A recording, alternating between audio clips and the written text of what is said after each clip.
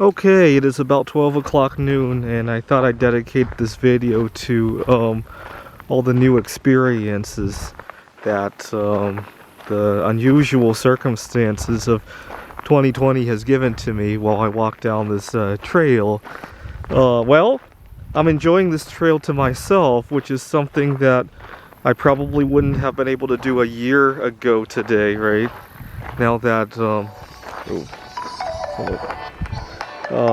now that everybody is, who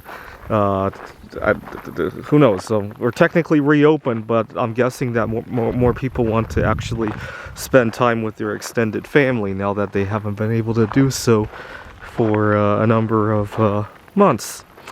Earlier this year, I talked about this extensively, but I made a resolution to take control of my eating habits. I was eating relatively healthy foods, but a little bit too much and a little bit out of my control. The out of my control was the bigger problem.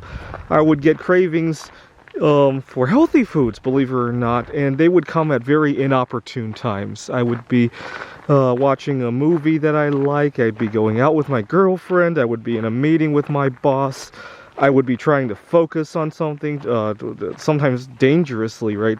I would be driving and I would be craving my favorite foods, and sometimes it would not interact very well with driving, obviously, right? I would be doing something potentially dangerous that I needed to focus my attention, and I would think about food, and all sorts of problems like that. Or I would lose my cool when I was with people and wanted to get back to my food, and I've ruined a lot of connections because of that. And so I made it a resolution to normalize my relationship with food, and one of the big things that I did was to occasionally go on a fast, which I am on right now. I have been fasting since 8 o'clock last night, so about 16 hours now. So I did a couple of 16-hour fasts at the beginning of the year. Usually I would finish eating dinner around 11, 12 o'clock at night. That was my typical time, actually. And then I would not eat again until the next day around 3 or 4. And I got comfortable with that. And then I learned about Lent. A friend of mine was trying to quit smoking for Lent. He made it a goal to go the 40 days without smoking, and I think he is still off, so this is good. But it kind of scared me when he said at the beginning that he was quitting smoking for Lent. I mean, what he should have said was that I'm going to use this Lent period to experiment with not smoking and see how much I enjoy it, and reevaluate my relationship with smoking, right? I wish he had said that. I think it has come to pass as that, but at the beginning he really scared me when he said he was quitting smoking for Lent. And so I made it a goal to, well, on paper I said I was going to fast for the whole Lent, but I knew I wasn't going to do it, but I wanted to make that a possibility. And I ended up going about 2.5 days, if I remember correctly, and I felt so good. The first thing that really hit me on how good I felt was that I felt freed.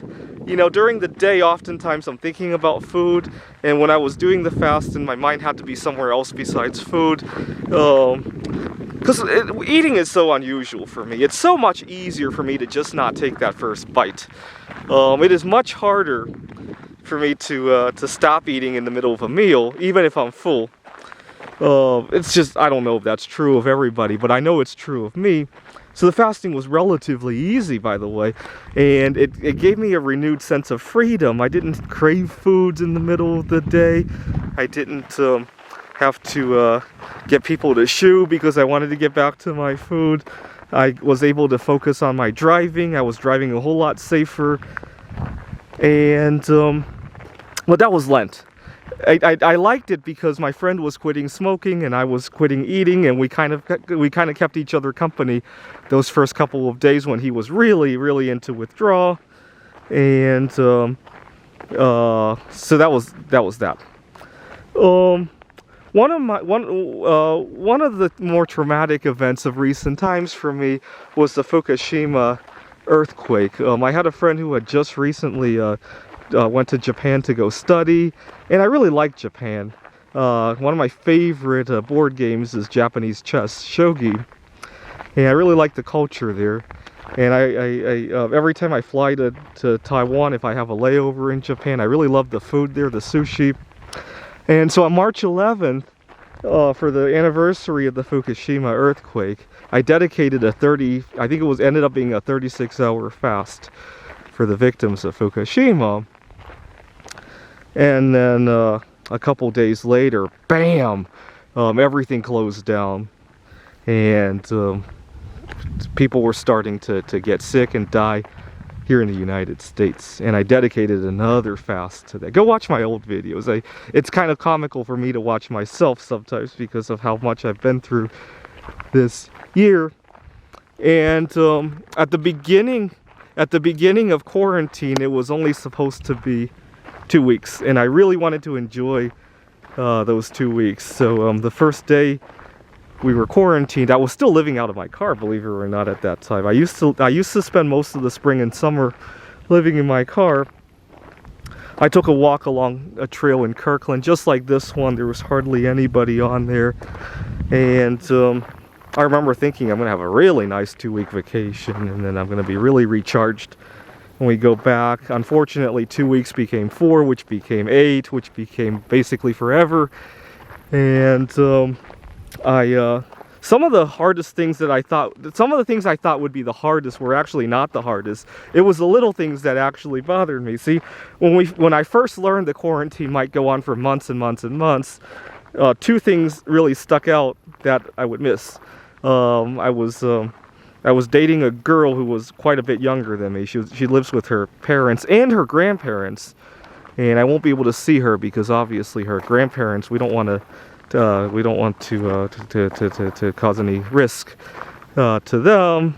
So okay, my girlfriend, and also the Computer Olympiad Games, right, which were going to be held, I think in where were they going to be held this year? Either Europe or Japan. But those were the 2 things I thought I would miss the most. They weren't. What I really missed the most was the day-to-day activities of going to the grocery store and being able to line up within 2 feet of one another, right? Sometimes those little conversations, just having human contact, right? What I really miss is every day, like coming to the park and having other people on here, right? What I really missed was the stupid pranks with my co-workers, right? Sometimes we pull little pranks on one another, nothing harmful. What I really miss is being able to go out to eat, right, and actually sit down in the dining room, right? It's the little things I miss. The big things I actually can get over because I've replaced them with other big things, right? So right now I'm talking about going on these fasts. Right now I'm making the video for July 25th for the movie, obviously. See, I can replace the Computer Olympiad. I can replace my girlfriend. I can't replace those little moments in everyday life, though. It's kind of funny. I've never experienced such a big crisis in my life. I was 14 years old when 9/11 happened, so didn't take that too seriously. As far as I knew, it was just a major crime, right? I didn't think of it as a world event. What else? Obviously, the financial crisis. I was working on my PhD at the time, so I was kind of financially shielded from all of that. Obviously, I had all the social impact of it, but at the time, I was too busy working on my PhD to really care. But every time one of these events happens, it's always the little things in life that we miss, right? See, when 9/11 happened, probably most people assumed that they would, the inconveniences of air travel and just how scary it is. No, you don't miss that. You miss the little things.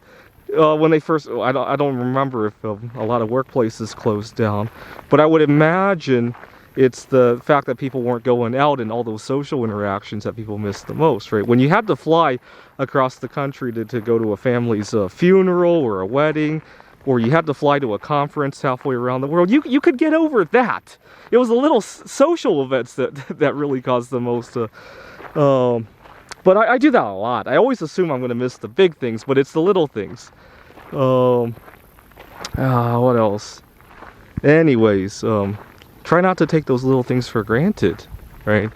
The way I like to see it now that I've experienced COVID-19, is to try to enjoy life in general. Don't try to enjoy details of the life, right?